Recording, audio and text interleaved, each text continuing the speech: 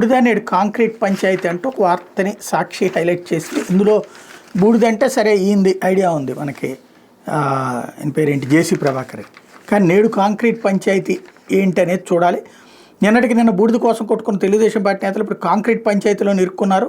RTPP నుంచి cement ఫ్యాక్టరీలకు సరఫరా చేసే ఫ్లై యాష్ కోసం తాడిపత్రి మున్సిపల్ చైర్మన్ జేసీ ప్రభాకర్ రెడ్డి నానా యాగి చేసి చివరికి పార్టీ నుంచి ఎలాంటి సహకారం లేకపోవడం సర్దుకున్నారు.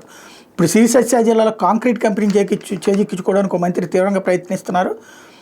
శ్రీ సత్య జిల్లా పెనుకొండ నియోజకవర్గం ముక్కాజిపల్లి తండా వద్ద RMC red mix concrete plant ఉంది. దీని నిర్వాహకులు కొన్నేళ్లుగా చిన్న చిన్న ఆర్డర్లు తెచ్చుకుని నడుపుకుంటున్నారు. కూటమి ప్రభుత్వం రాగానే మంత్రి కన్ను ఈ ప్లాంట్పై పడింది. నీకు ఎంతో కొంత ఇస్తా, ప్లాంట్ ఇచ్చేసి వెళ్ళిపోంటూ ఓనర్ని మంత్రి బెదిరించడం మొదలుపెట్టారు.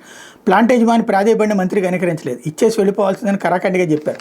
ఇందుకు ఆయన అంగీకరించకపోవడంతో ప్లాంట్కి ముడిసరుకు సరఫరా చేసే కంపెనీలకు ఫోన్ చేసి సరుకు ఇవ్వద్దని, లారీలు తిప్పొద్దని హుకుం జారీ చేశారు.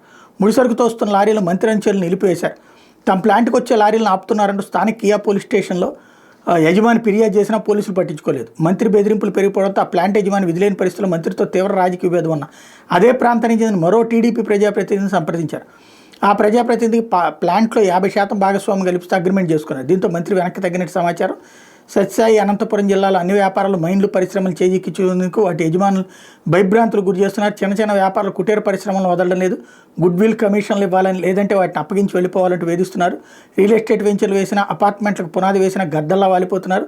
మున్సిపాలిటీల పరిధిలో అనుమతులకు స్థానిక ఎమ్మెల్యేలకు ఎంతో కొంత ముట్ట చెప్పాల్సిన పరిస్థితి. దీంతో ఉమ్మడి అనంతపురం జిల్లాలో 6 నెలలకు ఒక్క పరిశ్రమ కూడా రాలేదంటే పరిస్థితి ఇచ్చన్నటువంటి వార్తనే హైలైట్ చేశారు.